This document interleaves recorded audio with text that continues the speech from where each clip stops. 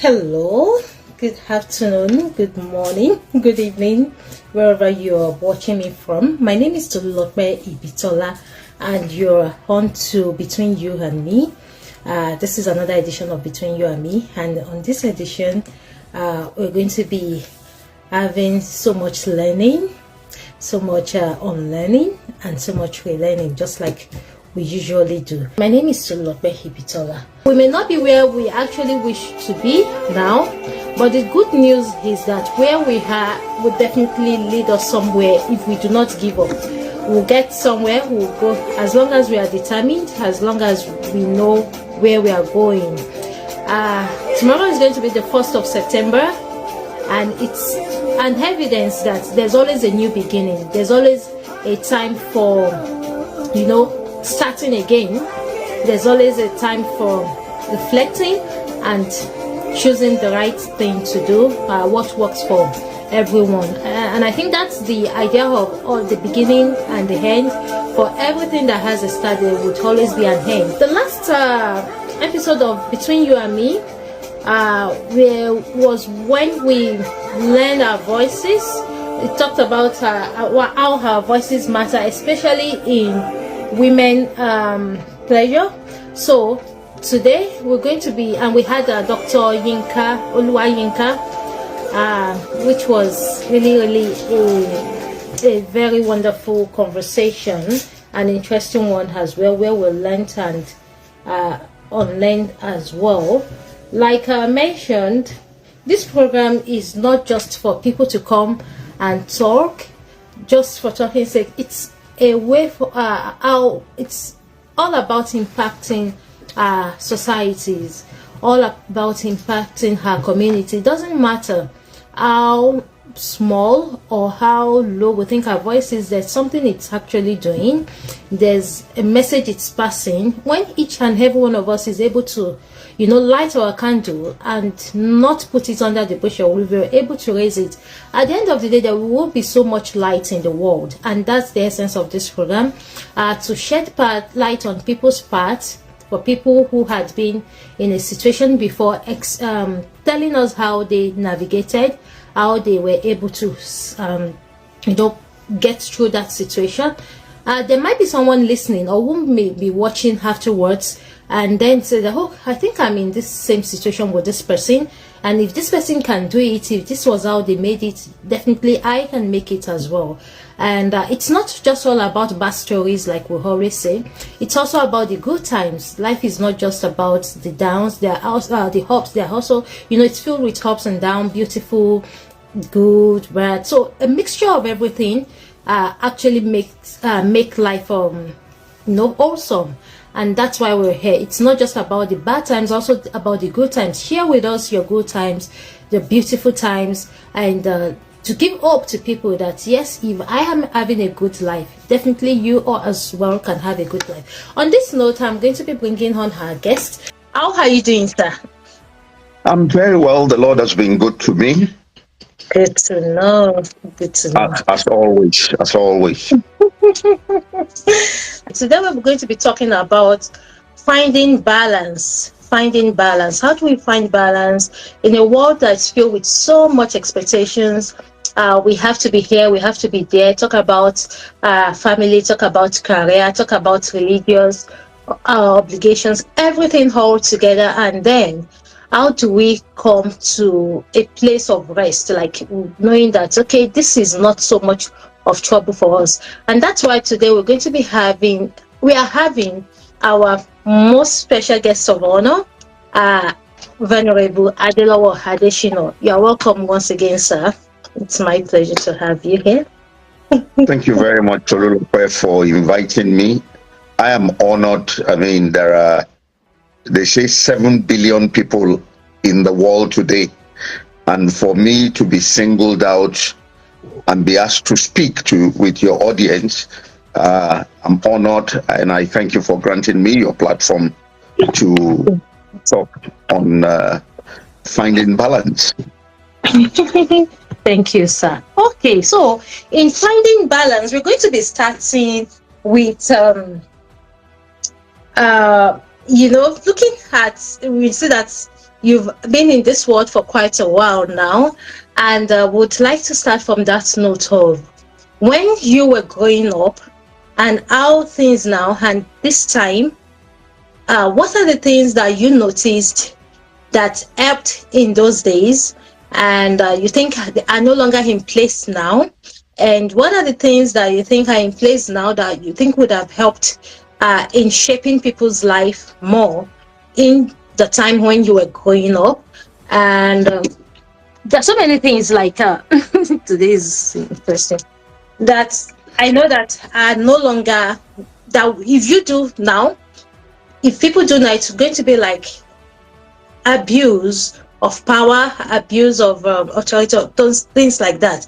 So, and that would also lead us into how growing up was for you. Would you like to share that with us, sir? Well, I really must thank God, and I must thank my parents for the sacrifices they made.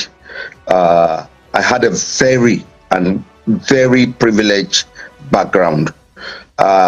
If I say that I have a very privileged background, I mean it in every sense of the word.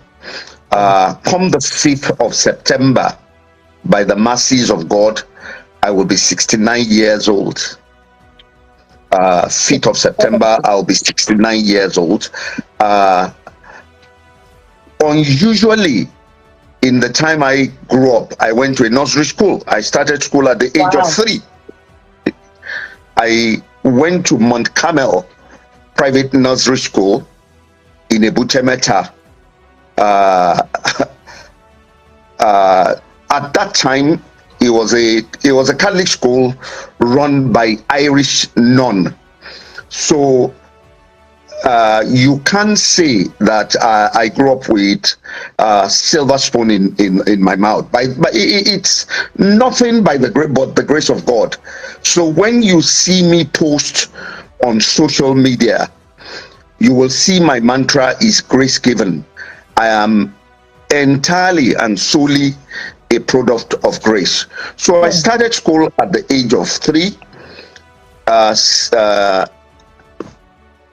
Mount Carmel Private Nursery School in Ebutemeta. From there, I then started primary school at St. Paul's, which is just an annex, St. Paul's Catholic School.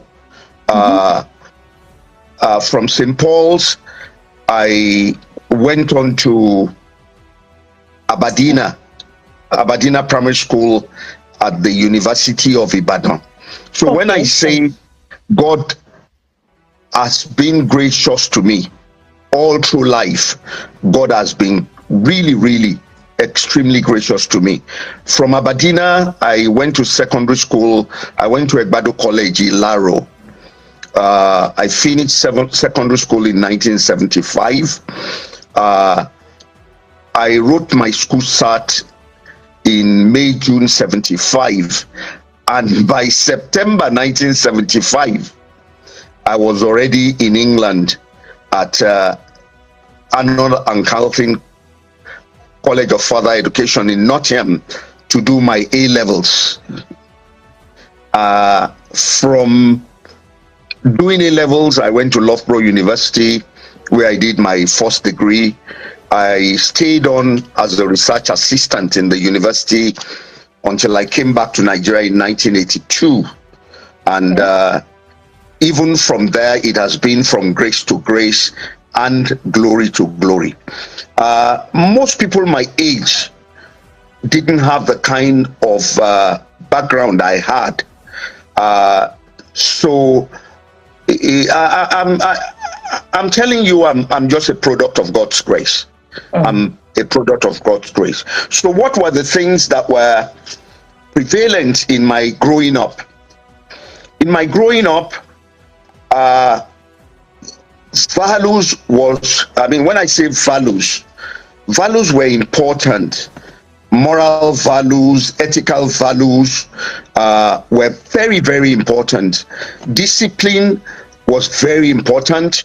You grew up having your morning duties. You grew up respecting everybody in the neighborhood. In my time, everybody knew everybody. So you cannot even afford to misbehave in your neighborhood. Because if you misbehave in your neighborhood, somebody who knows you and knows your parent will immediately correct and may even cane you. And you dare not go home and complain that you have been caned or corrected. I mean, you are just going to get the double portion of that punishment, because it is said that you have gone out to disgrace the whole family. So family name was very important. Family values were important. Each child was taught to be disciplined. You woke up early in the morning. You had your morning duties. If you were to sweep, you sweep. If you were to wash, you wash. If you were to, and you did all this before going to school, and then you came back and do your chores. And one of the things parents used to say in those days is, remember the son of who you are. So not your money, one shay. You had these mantras or adage: a good name is better than silver and gold. Such were the values with which we grew up with. We were taught to be empathetic, to be kind, to be considerate to your neighbors. And those are the things that are missing today. Those are the things parents consider to be punishment or bad for the upbringing of their children. And it is no wonder that there is moral decadence in society today, because parents are not even there to bring up their children. And then, I remembered church was important. We went to Sunday schools. You learned, train up your child in the way of the Lord, and when they grow up, they will not depart from it. You had things like spare the rod and spoil the child. Well, those are the things that are missing in our society today.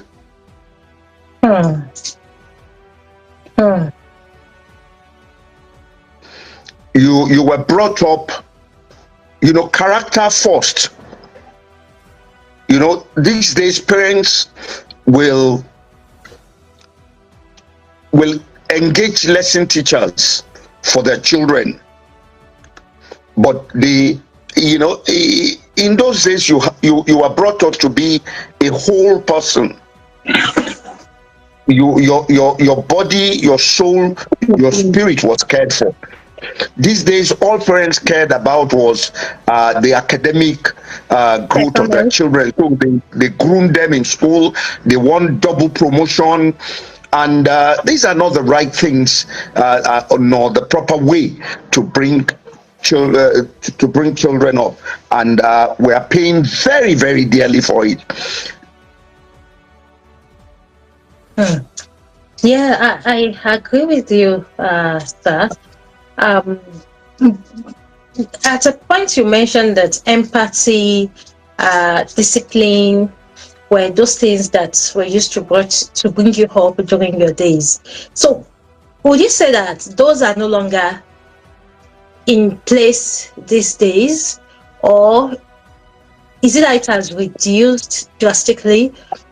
Because for people who are not privy to your time growing up, they would say that no, people are really, really empathetic with the way we see social media now. We see how people are so concerned about other people's issues, people that they don't even know, stretching, giving to them, stretching their helping hands to them. So would we now say empathy is no longer in place this time around, or the view at which you are looking at it is different from what you think empathy is? Well, empathy is putting yourself in the other people's shoe. Empathy is being compassionate, reaching out to having an understanding of what other people are going through and being part of the pains and suffering. I don't know whether you say that empathy do exist now. In the days of old, when there's an accident, for instance, people will stop and take care of the accident victims without knowing them, take them to hospitals, find out who they're just like the story in the Good Samaritan. If you know what that story is, they'll take them to the hospital, make a deposit, go and look for their families, and report the case. And the institutions then supported such attitude. But today, what happens when there is an accident? You will see people bring out their phone and they're recording the scene of the accident. I know. Not minding the things, the conditions of the victims, but they're more concerned about recording and posting and having following.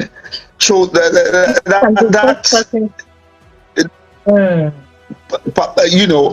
want to make news. So that's what I'm saying, that people will go out of their way. They are their neighbor's keeper.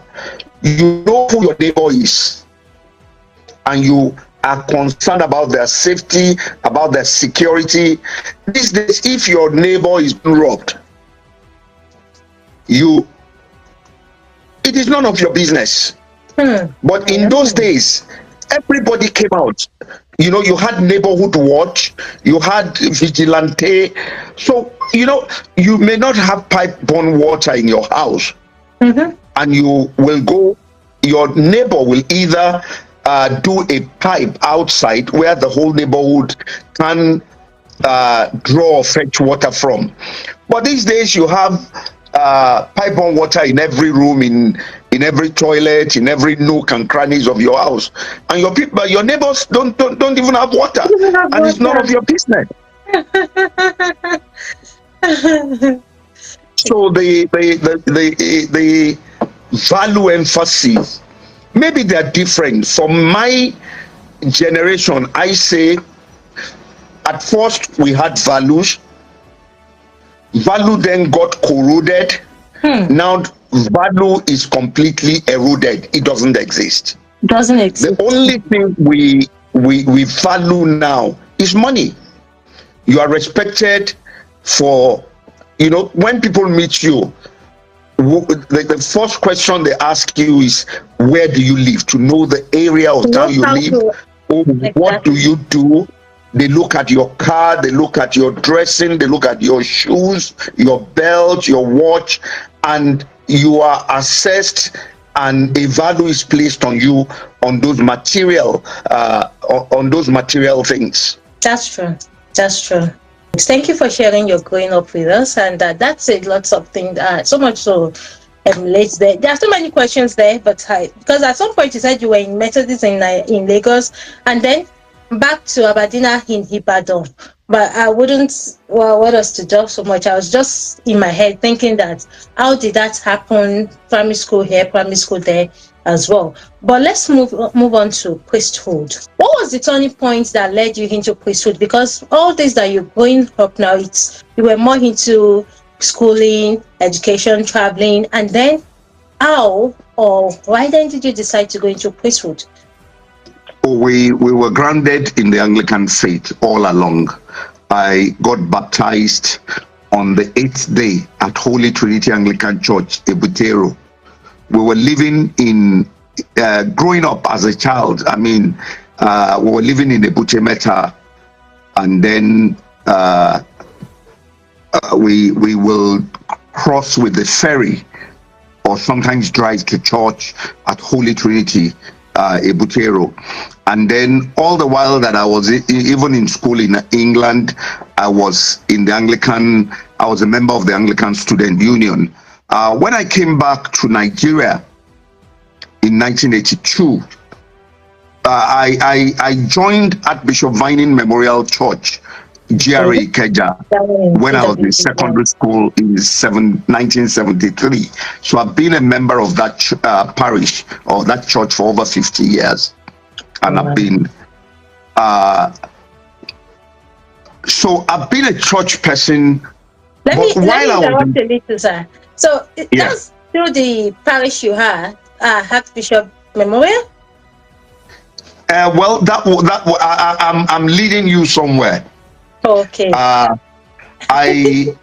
was just a member of the church. I was a parishioner, as we call it in the Anglican church. And as a young man, I did everything a young man did. I did parties, I did club. In fact, there was a time I went to Lagbaja's show every Friday at Allen Avenue. I was living at that point in the 80s at Oluwalemo Street, which is just off Allen Avenue. And Lagbaja was playing at Bread and Butter place, Bread and Butter at Allen. So I was a regular Friday. It was just 10 kobo to see Lagbaja at that time. And we'll go there every Friday. But there was a turning point in my life. I didn't know how it happened. Instead of going to Lagbaja on Friday, I started going to the vigil in church. I started going for prayer meetings. I started going for Bible studies. I became a lay reader in the Anglican church. Next to the priest are the lay readers. I did lay reader training. I became a lay reader. I was preaching regularly. I was rostered to preach once a month. At that time, the priest in the church, the vicar then was Venerable S.P. Akinola, one of the people I respect most in the Anglican ministry. He will tell me that, young man, you have a call of God on your life. And I'll just laugh and say, look at this man. You got to the peak of your career before you became a priest. Me, that I'm just starting out in life, enjoying my life. You want me to be a priest. But virtually all the priests in Vining at that point, Venerable L.L. Shaw, who is retired now, Venerable Shaw was 90 a few years ago. Bishop Adewumi, who at a point was the Anglican bishop in Maryland in America. At that time, it was just Reverend Dr. Adewumi. He was an occupational physician at UAC. So I used to joke and say, look at all these men. They are men of timber and caliber. Before they came into the priesthood. Now I'm a young man just coming up. You are telling me I have a call of God on my head. When I'm in my 60s, when I've really enjoyed life, I've made money, I will also come into the priesthood. Yeah. So Venerable Akinola was then transferred out of Vining, Archbishop Vining Memorial Church, to St. Peter's Faji on the island, on Lagos Island. And the night that he was leaving, he called me and said to me that, young man, there is no vacancy in the things of God. If God says he wants to use you and you are not available, he will use somebody else. Me, I'm going on tomorrow, so I won't always be here to put pressure on you. So I got home that evening and I discussed with my wife, and my wife said, what are you waiting for? So I went back to him and he was happy. But I made a request of him at that point that, look, with my educational background, with my experience, with my exposure, I was then working in the corporate world, that the way the Anglican church, they will just post me to one English-speaking church. I will be speaking English through my nose, and my ministry may not be as effective as it should be. So I then requested that if he's going to recommend me, he should recommend me for missions. So he then he asked me where I will want to go to. And I said, look, I went to Egbado College in Ilaro. And from Egbado College in Ilaro, let me tell you an interesting story.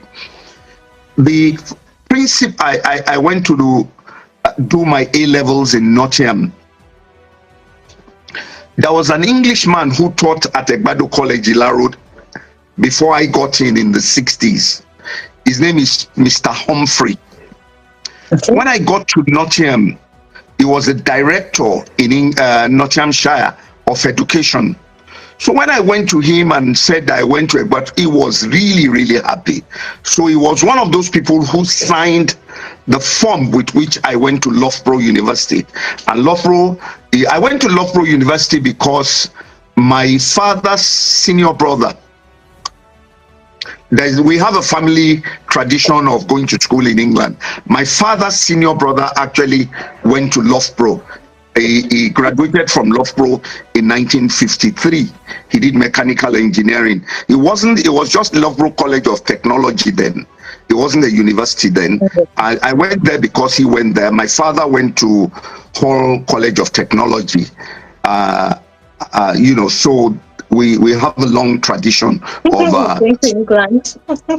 of going to school in England. And if I may add, my two sons also went to school in England and they coincidentally they both live in England now.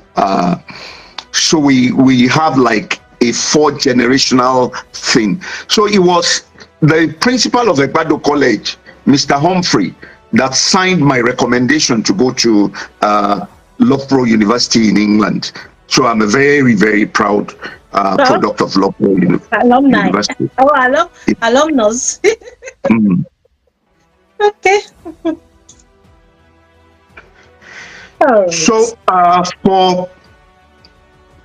for becoming a priest, I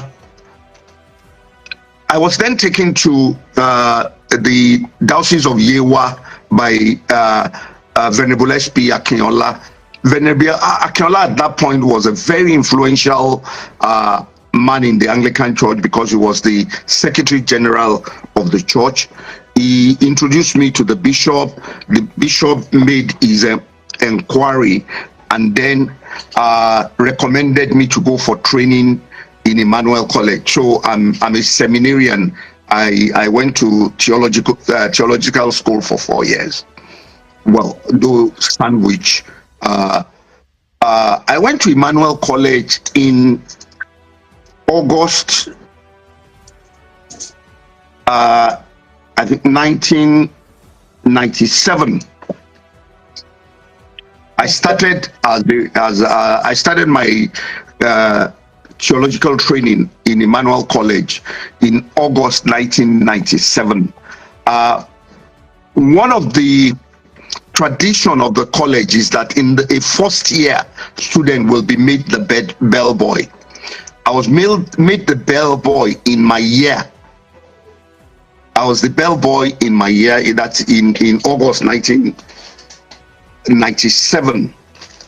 And one of the duties of the bell boy is that you strike the wake up call at 5 a.m. every morning.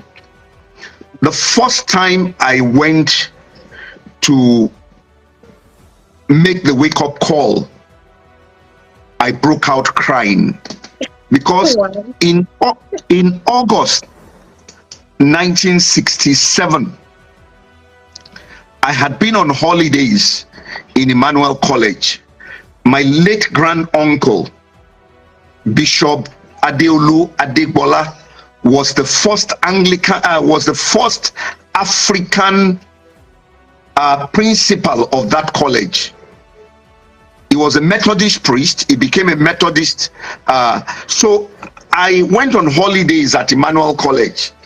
And when I struck that bell, it dawned on me that it was exactly 30 years to the day I came to Emmanuel College. So I became emotional. I started crying. So I said, God, you are awesome. So you took me on a journey of 30 years. You brought me here in August 1967 on holidays, and I'm now here. And one of the things that stood out for me then was the bell, because 5 a.m. when that bell is struck, you hear it in the nook and crannies of Emmanuel College. So it stood in my memory as a child. So I knelt down by that bell and I said to God, well, I have an understanding of what you are trying to do. You took me on a 30 years journey. You knew I was going to be a priest. I yield to you. Have your way in my life. Use me. So that was the point at which my ministry actually got started. As God will have it, I finished from Emmanuel College the first year, and I had to go back to the bishop to report that, okay, we've gone to school for the first year. I finished the first year. It's a 4-year course. I did very well. Apparently, the bishop was also monitoring my progress from the lecturers and the dean and the staff of the college. And he got very good report about me. He then said to me, after the first year, it's a 4-year training, like I told you. He said, Adelowo, I said, sir, said, will you like to be ordained on the 14th of December? That is another, pardon? That was August. That was August. Okay. No, that was the end of August. So it's a sandwich course. You go in from August 1st to the 31st of August. So if at that time I will have been living in Emmanuel College today. So I must have gone to report to him end of early September, the first week of September, and then said, will you like to be ordained on the 14th of September of December? That is a remarkable date for me again, and that's a confirmation of my ministry. My first son was born on the 14th of December. I have 3 godchildren who are born on the 14th of December. So I just said, yes, sir, I would like to be ordained. So I was ordained, I was deaconed, because there are 2 sets of ordination in the Anglican Church. I was deaconed on the 14th of December 1997. So I became a reverend. I started wearing officially the collar. So that's how I started the priesthood, and so I've been there ever since. I thank God for what He has been able to do through us. I have had a very fulfilling and a very satisfying ministry, and I say to people, I'm an apostle of God in the marketplace. As you well know, there are 2 streams of priesthood in the Anglican Church: those who are in the ministry full-time, and those of us they call non-stipendary priest or tent maker. I'm in the tent making ministry. The tent making ministry is a ministry after the order of Paul in the Bible. You know that Paul was a lawyer. Yeah. He had a PhD in law, and unlike the other apostles were maintained by the church, but Paul was making tents. So like building and like so he was one of the apostles that was not. So those of us in the tent making ministry usually will be professionals who are allowed to ply your trade, do your vocation, and rather than being paid by the church, you support the church in one way or the other. So I'm in the tent making ministry. I've been since 14th of December 1979 or 97 or thereabout, and 97, and which means I don't get paid by the church. I run a consulting outfit, and therefore I call myself the apostle of God in the marketplace. Nice. So I have a vocation being a consultant, and I have a calling being a priest. Exactly. Thank you so much, sir, for in fact opening that to our tough conversation, because that's where we're going. And because I'm also wondering, like, having all that responsibilities as a priest, and how then do you find time? But before we go there, I would like to quickly ask this question: that what has been the most humbling lesson this journey of priesthood has taught you? There are many of them, but there's one particular incident that really humbled me. I served in a church called St. Peter's, Ajegunle. Ajegunle is on the way to Idiroko. When you get to a village called Aton, from Aton you can go to Lusada, Agbara, and things like that.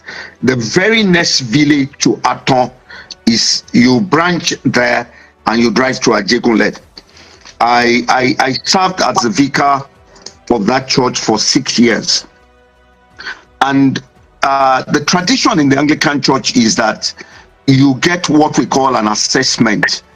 Every church will be assessed to make contribution to the diocese. It is from the assessment that the clergymen are paid, that the diocese is maintained, and because it's a rural parish, the people cannot readily raise money. I then came to the decision that the main source of livelihood of these people is farming. So I decided that, okay, rather than tax them, squeeze my congregation, the church should have a farmland. So we had a meeting and then hired a farmland where we planted what they will normally plant: cassava, cocoyam, corn, maize, and what have you. So what we used to do then was that on every Wednesday, I'll drive to Lagos, to Ajegunle. We will congregate in front of the church in the morning and say our prayers, and then walk to the farm. And when we get to the farm, the men, if we're clearing, they will give individuals their own allocation. And I unconsciously will say, whatever they give to everybody, they should give me my bit. So when they're clearing, I'm also clearing. When we're making ridges, I'm also making ridges. When we're planting, I'm also planting. So on one occasion, we had prayed in front of the church and we were walking to the farm. The farm probably is about 2 kilometers from the village. And then somebody who was on a motorbike offered to take me to the farm on the motorbike, and I declined. And I said something to the effect that, look, these are my people, I'm their leader. The people cannot be walking, and I am taking on the motorbike. Sorry, there's nothing of such will happen. If they're walking, I'm walking. If we have enough motorbike to take everybody, and I will be the last to ride, everybody must have been taking. So I said I wasn't riding. So I walked with the people to the farm, and we will walk till the evening, and then again we will pray. On that particular day, when we have finished the work for the day, we wanted to pray. And an elderly man in the congregation said, no, we won't pray yet, though, that I have something to say. Okay. So I said, Baba, what do you have to say? Give him the opportunity to say what he has to say before we pray. And he said, I have heard about God, but I have seen God face to face today. It sounds very strange to me. I said, Baba, Eri Olong, Olong. Sorry for your. He said, Baba, you saw God? He said, yes, I saw God. I said, how? Oh. And he said, I saw God in you. I was taken aback. I said, how did you see God in me? He said, you are a big man. You will drive your car from Lagos and park in the church. We will pray and you will walk with us to the farm. You will do what we villagers do. And that how he saw God today was that somebody then offered to take me on the bike. And I refused. That God wouldn't have done any better. That's an act of God.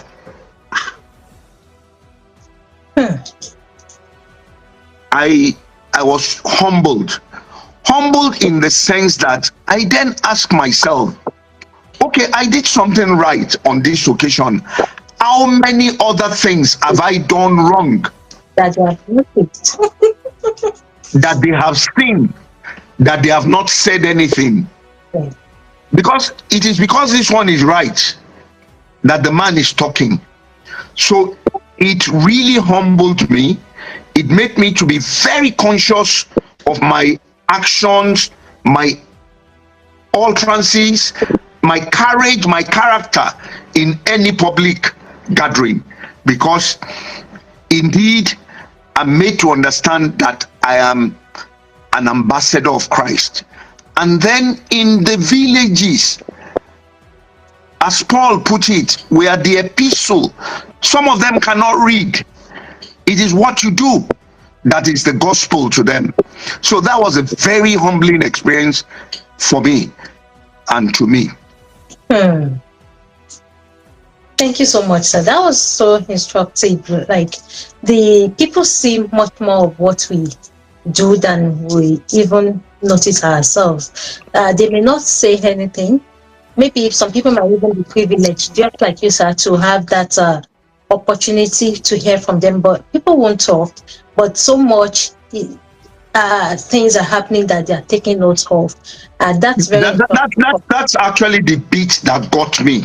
That how many other things have I done or am I doing that is not representing Christ well?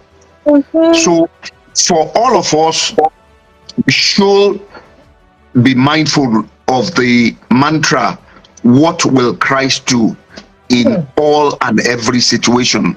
What will Christ do in all and in every situation? That's it. Thank you so much, sir. And before we continue, I want to say thank you to everyone who is watching. Here with us is Venerable Adelowo Adesina. It's a privilege to have him. And I think with the time we spent now, I can attest to it that a lot of us have learned so much from even this time, that the things they are saying. And I hope that we put it in our left hand so that we'll not use it to eat ever. Each day we'll remember these things and then I'll work with them. All right, sir. So I would like to go then into the career. You were leading us there before I quickly ask that question. And I think some of the things that you said now had even helped to understand why you went into human resources. Looking at leadership, you're a very good example of leadership, because like a lot of people assumed leader that we see today would not do what you have done. If you are someone who would like to share your experience, just like Venerable is doing, would like to have you. Just in the meantime that we spent with him now, we've learned so much, and I believe that everyone can learn from other people. No one is an island, regardless of how far you've been, education, career, there's always still an opportunity to learn and also to teach people. You might think people don't need what you have. That's actually a joke. People that you think they don't need what you have might even be the one that really need those things. And that's no, we may have to put a pause to this now and end it. Most likely there would be a second aspect, because we've not actually even dealt with the career, the consultation, family. We're still on the faith journey, and how he found his way into HR, and being a consultant and all that. So, and I want to say thank you to everyone who has joined us today. I want to also believe that there's something that we have learned from this. If the only thing we learned from this short time is our life is a mirror. People see through us, even if we don't know. They might not talk. They might not give us a hint that they're watching, but people are watching. People see us. They listen, even when we don't know they are listening. They are watching, and that's something for us to hold on to. That as long as what I'm doing is good, as long as what I'm doing is not affecting anybody's life, keep living your life in a good way, in a way that honors your body, in a way that honors the society, in a way that honors God himself who has created you. Yeah, we are in a world now where we say that it's my body, it's my life, it's my way, but then there's more to it. There's always this what's this called? The effect. Like a little thing can just affect a whole lot of things from around, and then everyone is being affected. So on that note, we're going to end today's episode of Between You and Me. I would like to also connect with Venerable so that we can continue this interesting conversation. And again, leadership is not just about power. It's about responsibility. We heard when he talked about, despite all the things that he has, despite being, someone said he's a big man, all that, he still would go to the farm with church members, and then live his life for service. That's what leadership is all about. If we at the top would understand that, if people at the top would understand that leadership is not just it's not just a title, but a responsibility, I think our society will be a better place. I think Nigeria as a whole would be a better place as well. And it starts with an individual. If an individual can take that responsibility, it extends into the family, into the society, into the state, and then into the country at large. Thank you so much again for watching today's episode of Between You and Me. My name is Tolulope Hibitola.